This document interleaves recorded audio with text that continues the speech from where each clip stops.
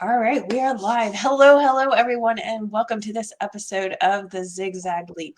Today, I am talking to Terry Kozlowski, the author of Raven, Transcending Fear, and we are going to talk about all kinds of things that are going to help you unlock all of the things that are inside of you.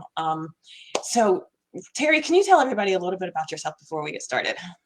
The short version of my life story is that I was childhood trauma at the age of 11. And my book, Raven Transcending Fear, really is about my journey into the understanding the healing process. And we all have a different way of healing. And my healing process took lots and lots of time, many decades. And my mission now is to help people who've had trauma in their life not take decades to overcome. They can do it rather quickly, because the process really is about how you change your mindset, how you change your thinking, how you change those tapes that get played over and over in your head because somebody said something to you they shouldn't have said, or something you took out of context. Parents say to their children, you must take care of your baby sister. Mm-hmm. And it's a very benign statement, unless there's a trauma involved. And then I grabbed a hold of that statement that my dad said, just as any parent says to their eldest child, you must take care of your baby sister, who's 11 months younger than I am. And yet great trauma occurred. And two things happened. When I realized, oh my gosh, this is a really, really bad situation, I don't know what to do, that clicked in my head. Take care of your baby sister. So for me, it started out as a very positive thing to focus me to figure out how to get out of the situation my sister and I were in. Right. But then later in my 30s, when I'm still taking care of my baby sister, or I'm getting family members calling me to say, you need to get your sister, you need to help her, she's doing this and that and the other thing, it's not my responsibility. And Right. sometimes we take those things that we think were good for us and they become harmful for us. And that's the defense mechanisms. And a lot of what I talk about in the book is the defense mechanisms that I took on to help me, that were good for me at age 11, 12, 13, 15. But when I'm 25 and 35 are not beneficial. I think we all come in with software, and 1.0 software needs to be upgraded when you're about 10. Well, my 1.0 software never got upgraded until I was in my 40s, where I should have been on 4.0. And now I'm in my 50s, I should be on 5.0. And I think I am on 5.0 now. But every 10 years, we really need to look at, how I view the world still true for me? Right. Definitely. So in all of this, let me ask you this. What is your definition of permission? I can imagine that before your healing process and after, it was very different given what you just said. So what is your definition of permission? Right now, my definition of permission is the ability, when I know that I am excited about something, I'm supposed to do it. I love that. I love that. So it's the inner feeling, not what's It's controlled by the outside. yeah, because everything in your life is meant to come from the internal, not the external. Everything you've ever looked for, all the love I ever looked for, all the permission I ever looked for, all of the worthiness I ever looked for, I already had within me. And we need to look internal before we can actually be part of the world. We have to get right with ourselves first. So how do you do that? Because you talk about transcending fear. What does that mean? We all come into the world very positively minded. If you look at small children, any child under the age of 5, they are joyful. They have no fear. They will think that, climbing that big hill, they can do it. They just know they can, and nothing's going to stop them until we say, oh, be careful. Watch your step. We, as adults, instill fear into children. Fear is not something that we are ever born with. It is something that we are taught. Wow. So to transcend fear, You must unlearn those behaviors. You must understand that we aren't meant to be here to live a fearful life. We are meant to be here to live a joyous, loving life. And it's the transcending fear really is about going from a place of fear, living your life from a place of fear to living your life from a place of love. I think there's only two ways we do things. Anything we do comes from a place of fear, comes from a place of love. And when you're angry, that's fearful. Mm-hmm. When you are thinking that somebody's out to hurt you, that's fearful. When you are agitated, irritated, you're fearful. Right. When you're depressed, you're fearful. When you're anxious, you're fearful. So when you are, and you think happiness is fleeting and you believe that everything that you ever need is outside of yourself. And again, that's living from a place of fear. Now, the ego is my friend. And the ego is something that you have to befriend because you have to understand its relationship with you. So the ego has one job, and its job is to protect you. That's its job. And if you understand that's the ego's job, then you can listen to what it tells you with a grain of salt. So for example, my abusers were 3 Hispanic men, and they sexually assaulted me when I was 11 years old and never saw them again. Have no idea who they are, have no names or anything like that. However, the ego decided that I needed to be afraid of Hispanic men. Very good reason to be afraid of Hispanic men when I'm 11. And through my high school years, Hispanic boys did terrify me. And it's completely understandable. Right. Then I grew up and got into the workforce. And guess what? I had to work with Hispanic men. I found out something. They're very nice people. Yes, they are. And very loving, very affectionate. And at the same time, I could not live the rest of my life fearing Hispanic men because of one time that I had a negative encounter with 3 Hispanic men. 3 does not cover the worldwide population of Hispanic men. Right. So how do you get past that now that you're out in the work environment and you've been living with this trauma for, several decades? How do you get past that? You remind your ego. So and to this day, if there's somebody that is similar looking to one of the 3 men that sexually assaulted me, my ego will rise up. Right. And so, it's been 40 years since that episode, and it will still rise up because its job is to protect me. Mm-hmm. So for me, it will rise up and I will say, thank you for showing me that there could be danger here. But I've had more positive experiences than negative experiences with Hispanic men.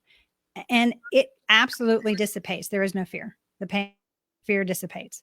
You can talk to your ego and remind your ego that you've had positive experiences that override a negative experience. Okay. So that makes sense because when you're dealing with trauma and stuff, your brain doesn't necessarily differentiate time. It's like Correct. It's all the same thing. The feeling of that moment, those emotions, they all circle back every single time. So being able to have a conversation, I guess is why you said, you need to be able to understand where your ego is coming from, make friends with it so that you can actually have that conversation. Correct. Because otherwise, part of what's happening is if you don't understand that that's the ego's job, then 2 things occur. One, you think all of those thoughts are true. Right. And let me be very frank, the ego lies to you. Because the ego's job is to protect you. So it will lie to keep you in protection mode. It will lie and keep you small and tell you you are unworthy, to tell you that if you don't conform, then you're not going to have friends, instead of taking that zigzag leap and really understanding that life is about living to the fullest. And if you are going to live small, you're not living, you're surviving. Yes. And surviving is not thriving, and surviving is not that zigzagging leaping into the boldness of what our life is supposed to be. And the ego's job is to keep you safe and to keep you small. And therefore, it will tell you things like, you don't want to do that. What if you fail? What if you fail? And whereas if you go inside and listen to the whispers of your heart, listen to the whispers of your soul is going to say, try it. Now, this is the problem. When the soul speaks, it whispers. Yes. When the ego speaks, it's screaming, you're going to fail, don't do it. But the heart's telling you, try it. You'll like it. What if you actually succeed? And that is why we have to get quiet every day and get in touch with our soulful selves and understand that, yes, the ego is there. Yes, the ego's job is to protect us, and it has its rightful place. But it never was meant to rule our lives. That's supposed to come from our heart. That's supposed to come from our soul. That's where we're supposed to live from. That's where we love from. And life is all about that living and loving, not about being terrified and fearful and living from a place of fear and staying small. We were never, ever meant to be small human beings. We're supposed to be bold and loud, and everybody's supposed to know we're coming down the street when we're walking down the street. I love that. Absolutely love that. Let me ask you this. You mentioned the Raven, like that is the front and center title of your book. Mm-hmm. And like we were talking about before, most people will avoid the Raven because it's quote unquote an unclean animal. People think of Edgar Allan Poe when they think of the Raven, and like psychotic, bad horror movies. All of those things are in context of the Raven, but you have a different perspective. Can you share that with us? Actually, my perspective is a historical perspective, not a literary perspective. Yes. Okay. So the literary perspective is what the media, it's how we now perceive things in a way that was never meant to be. Mm-hmm. So the Raven, I'm Native American, and my Tlingit heritage, Athabascan heritage, the Raven is the bringer of light to humanity. And when I was in my trauma, the whole idea that the Raven was going to bring me light was very much an amazing thing because I was living in the dark. Mm-hmm. My clan is the Raven clan. So that's where that imagery for me came from, that I'm part of the Raven clan. So the Raven is bringing to me the light that I need to move forward. And when you look at a historical perspective, if you look in the Bible has, when Noah released the first bird to see if there was land, the Raven was the first one it released. Yeah. And it didn't come back. Do you know why it didn't come back? No, why? It's resourceful. It found land, and it made a nest, and it made a home.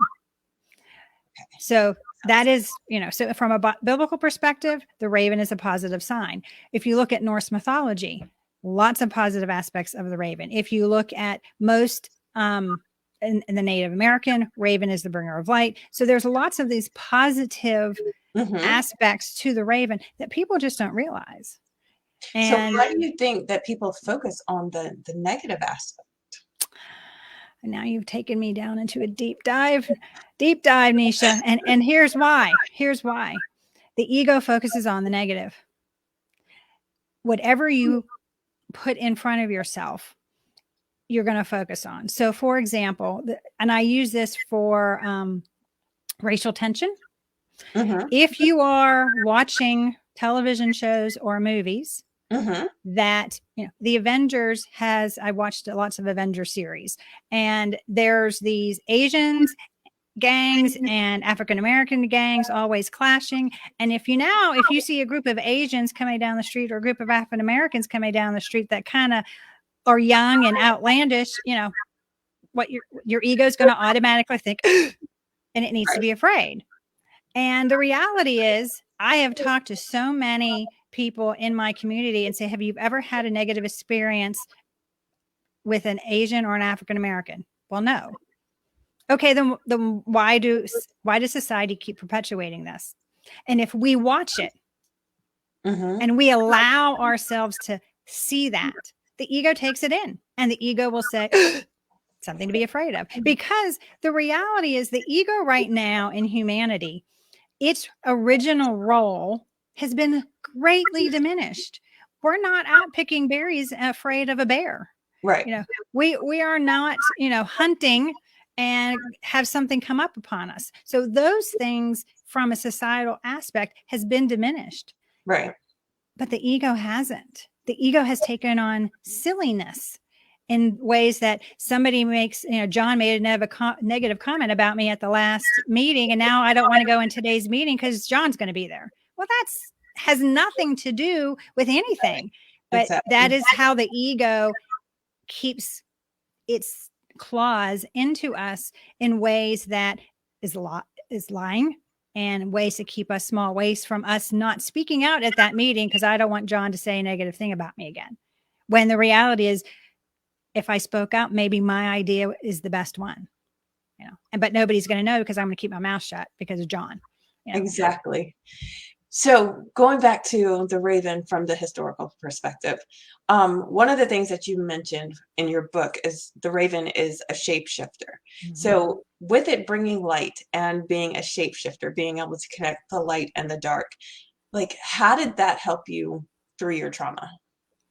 Understanding that when there is darkness doesn't mean that it's really as dark as you think it is, because there always is light.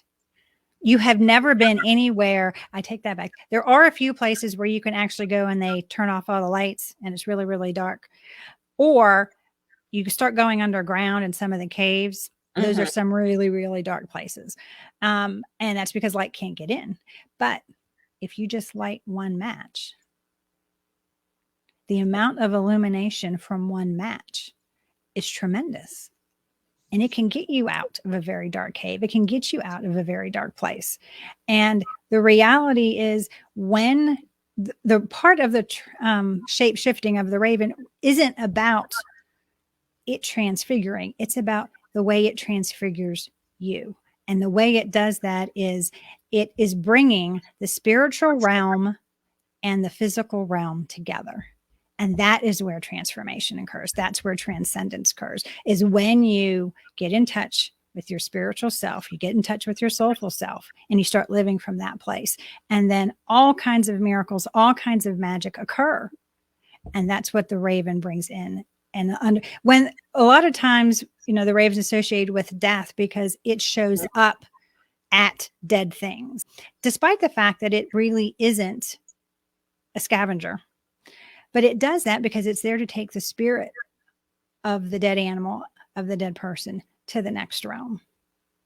So again, it's transcending the physical and bringing it into the spiritual. Okay. So in all of this, you used creativity, and I'm guessing, and I could be completely wrong, but I'm guessing that the creativity is an aspect that could be coming from the nature of the raven with its ability to connect those two pieces. Because I'm of the mind that creativity is like bringing order out of chaos. Whatever's out there, it's like bringing light to darkness. So it's being able to put things together that you can't necessarily fathom beforehand. So what is creativity to you, and how does it work into your whole healing process? Creativity is what humans are meant to do. We are meant to create. Yes. We are meant to create in so many different aspects of our lives. And what happens is you end up with adults who say they are not creative. Why? My particular story is I was in an art class in high school and I had an art teacher tell me I was not talented.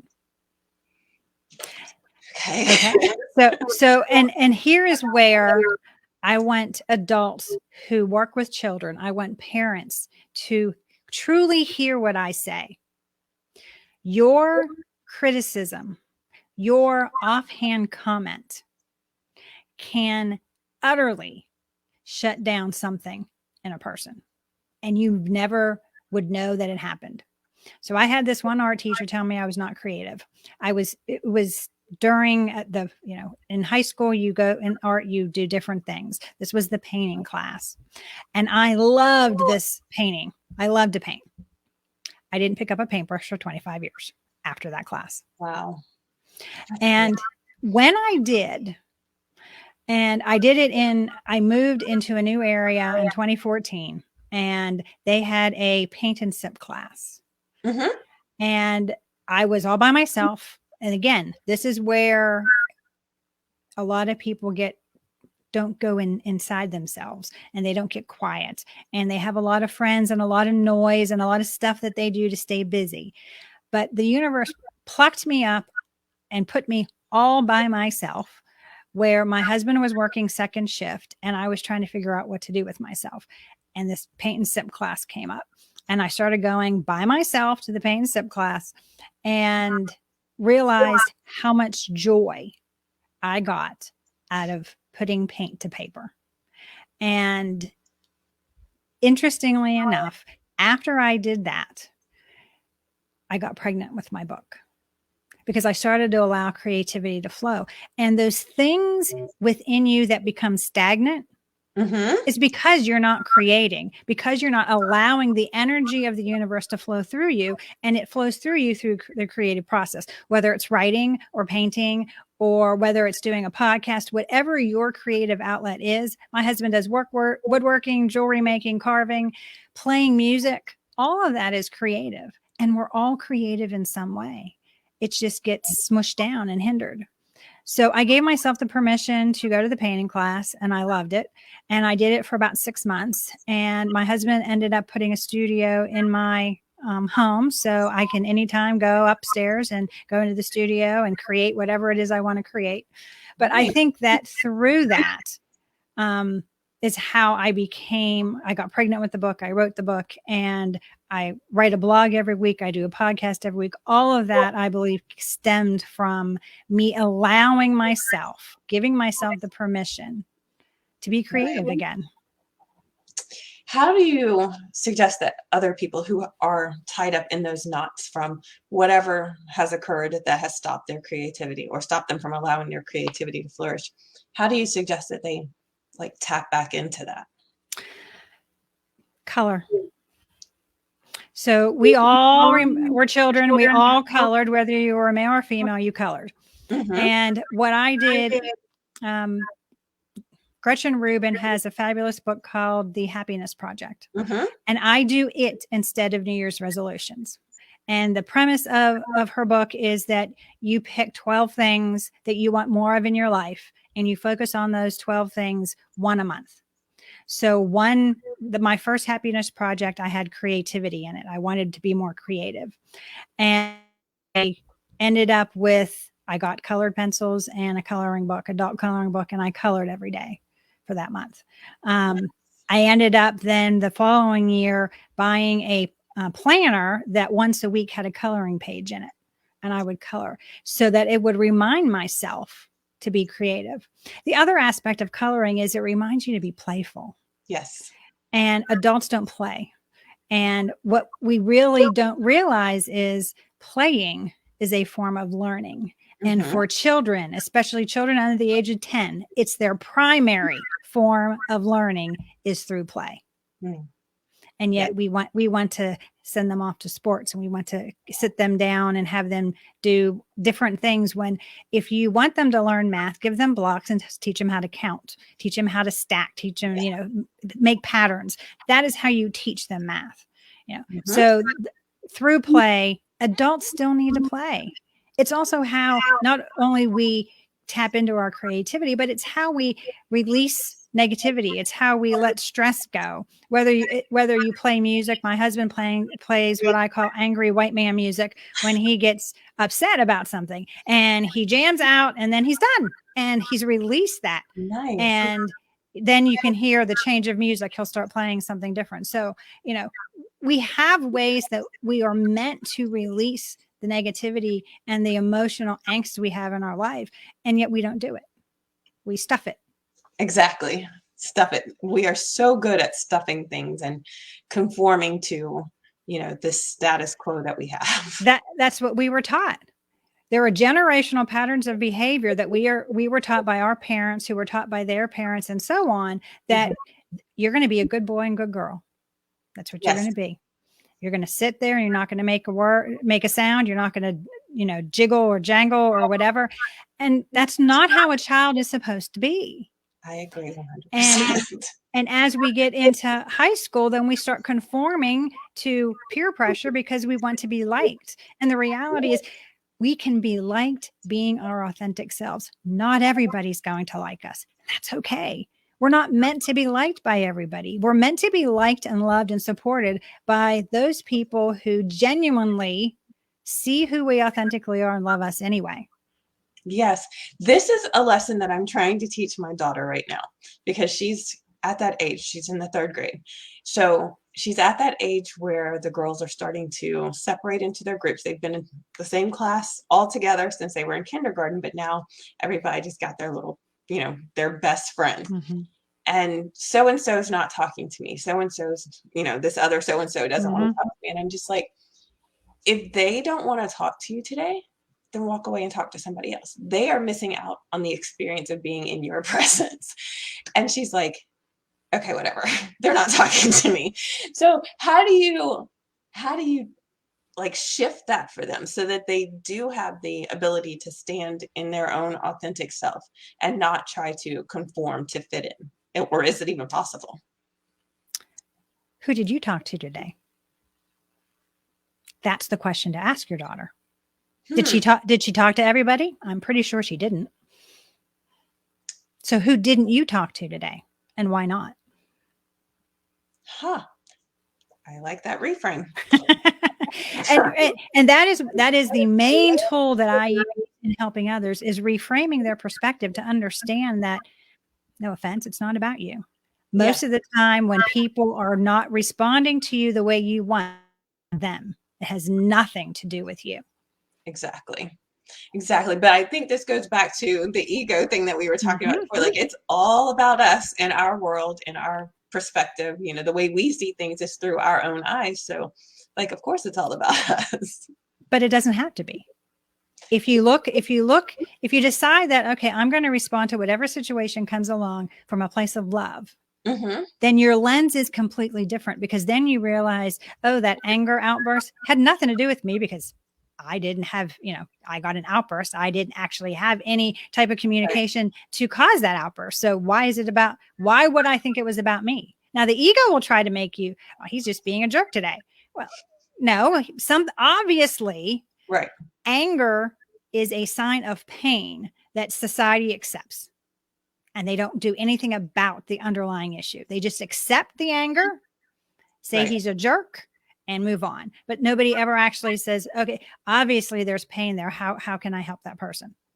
Right. And if we switch that and say, I'm sorry you're upset. What's going on? How can I help? If we just change, number one, their anger would dissipate. And number two, making that authentic connection to somebody and having somebody witness their struggle is very comforting. Yes. And yet, and that's how we're supposed to live our lives, from, seeing pain in others and then responding in a way, in a loving, caring, compassionate way, showing our empathy, which is hardwired into our brain. Compassion is hardwired into our nature. And yet when we feel that, we stuff it. Oh, I don't want to get involved.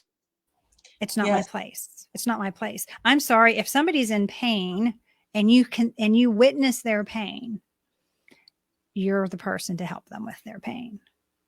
Otherwise, you would not be the witness. Right. But the key there is acknowledging that you've witnessed it as opposed to turning a blind eye to it. Wow.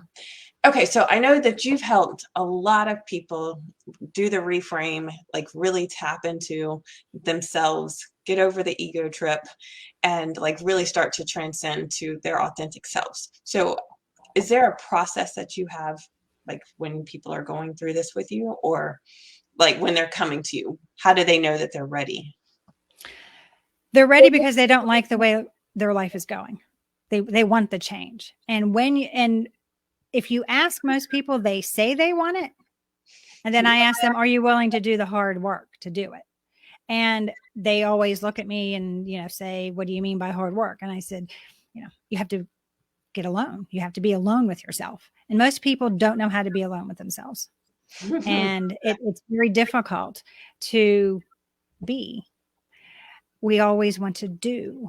You know, Right. the ego is about doing. If we do something, then, you know, we're productive citizens. If we don't do anything, then we're being lazy. And the reality is that's not the case. And if you're willing to get quiet and you're willing to do the work, and some of the work is simple, you know, journaling about your feelings, not once in a while, every day journal. Yeah. And every day journal. I journal 3 pages every day, whether I like it or not. And sometimes I don't want to journal. That's how I start. I don't want to write today. You know, I'm not feeling it. And 3 pages of that. Okay. I meditate every morning. I do mantras. I have I am statements. I am statements are some of the most powerful statements we can say to ourselves, because we say them all of the time. We just don't realize that we're saying them. I'm tired. Well, of Right. course you are. If you say you are, you're going to be. I am way too busy. Of course you are. You don't have any time because you keep telling yourself how busy you are. You know, I am a master of time. I am a master of time. I like that. I'm in flow with the universe. I am accepting what is and have no struggles. Even if you are struggling, you can accept what is. The moment you accept what is, some of that struggle goes away because now you're in flow like a river with the universe. Right. Rather than fighting against it. If you're struggling against it, you're trying to paddle upstream and, you know, you're hitting turbulence and you're not going to get anywhere. And if you just let go and release it and accept what is, you're going to flow. So, you know, being willing to do the work and understanding that the work means going within and dealing with yourself. And a lot of us avoid ourselves at major costs. Yes. And I'm a great person to talk to about ways that you can avoid yourself, because I did it for years, decades. I avoided myself, staying busy, volunteering. I volunteered in all kinds of things. I was a stay-at-home mom, but you would have thought that I was as busy as any person that worked full-time, because I volunteered all my waking hours so that I didn't have to deal with myself. Yeah, I've been there. And it's so much easier to help other people than it is to help yourself. But you know what? You're really not helping anybody. Oh, because if you help yourself first, mm-hmm. You know, just like putting the mask on the airplane, you have to be able to breathe before you can help other people breathe. Right. And that's the reality of, we can't really help people. We are busy doing things, staying busy, and not actually healing ourselves or really helping anybody else, because all we're doing is setting a bad example, not only for other people, but for our children. Yes, most definitely. And I think one of the biggest things that I remember hearing, and I know you've heard it too, hurt people hurt people. So it's like, as long as you are not taking care of yourself, like you said, you can't take care of anybody else. But once you get tired and burnt out, and then you become that angry mom, then that explodes all over everybody else. So it's better to just pause and do what you need to do to take care of yourself so that you can save your children, you know, the trauma. And in my book, I talk about when I found out I was pregnant with my son, I was dumbfounded because, number one, I was on the pill. And number two, I was never having children because I had enough trauma that I was not going to bring a child into the world. Right. So I did absolutely everything I could so I would not get pregnant. So the fact that I got pregnant was in and of itself something the universe needed to have me do, because I would not have done that of my own accord, number one. But number two, I realized, holy crap, I have a lot I have to work through, because I know I'm codependent and I need to get rid of that I don't pass that on to my child. And I got the book, No Codependent No More, worked through the workbook, but the universe needed me to work on a little bit longer because my son was born 10 months. You know, he was born at 10 months. He was a month overdue. And so I could work through that codependency process. And, you know, he doesn't see any signs that I always felt disconnected from him because part of my trauma was I believed everybody would leave me. My mother abandoned my sister and I physically on the streets of Albuquerque, New Mexico when I was 11. And over the course of my lifetime, she has abandoned us emotionally. On her deathbed, she told the nurses that she had no children. So again, on her deathbed, she's abandoning us on an emotional Wow. level. So my biggest fear is abandonment. Mm-hmm. And so I was really good at pushing everybody away and calling it abandonment, but I was the one pushing away. But when I was pregnant and held my baby for the first time, I'm looking down at him, and the first thought that comes in my head is, he's going to leave me someday.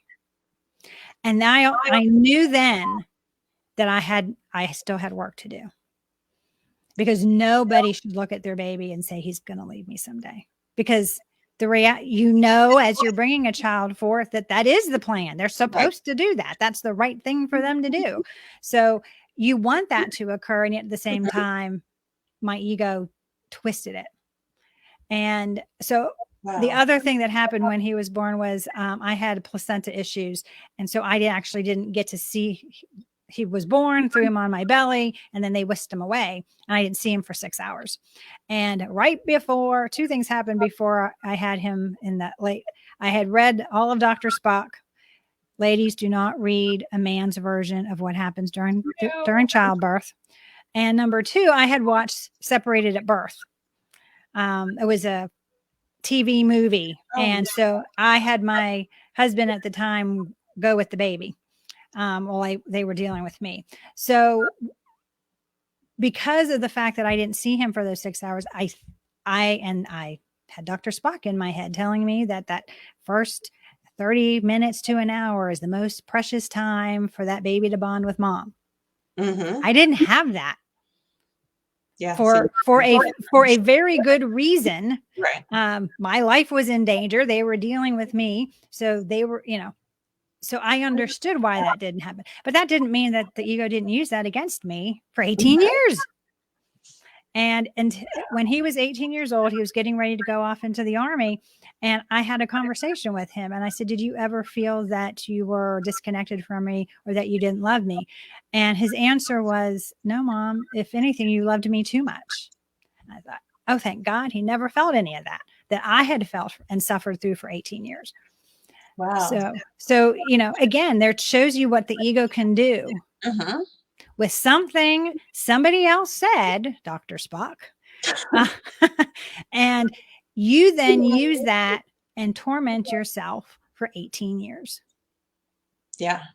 And I can totally understand that. I had a C-section with my first one, and I felt very inadequate following that C-section. Like I wasn't able to do all the things that you're supposed to do as a woman. And like you said, you don't have that connection at the beginning because they have to take care of you, and the baby's like over here. And I went through that whole process. And it didn't heal until I had my daughter 12 years later.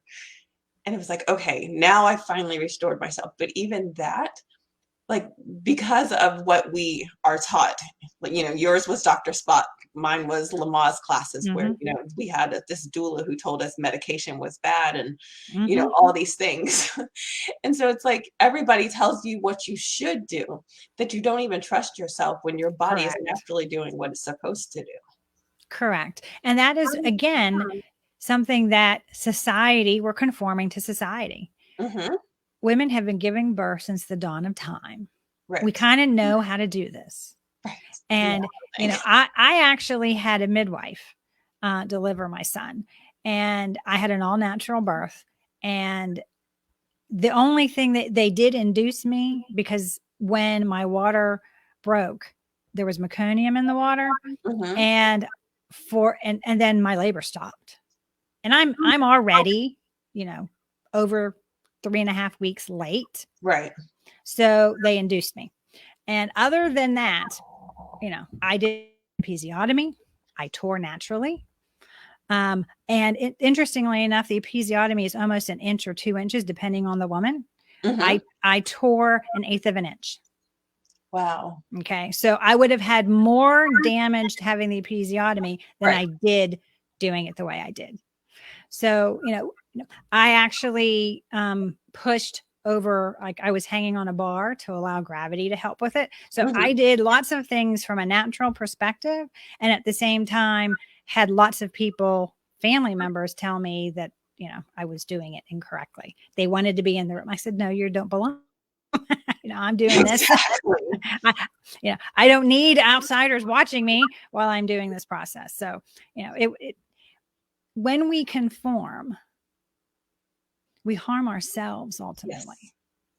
because we're putting on a mask, we're putting on a label, we are taking on roles that were never meant for us to take on. And when we do that, at some point there's a breaking point. And all of us have it.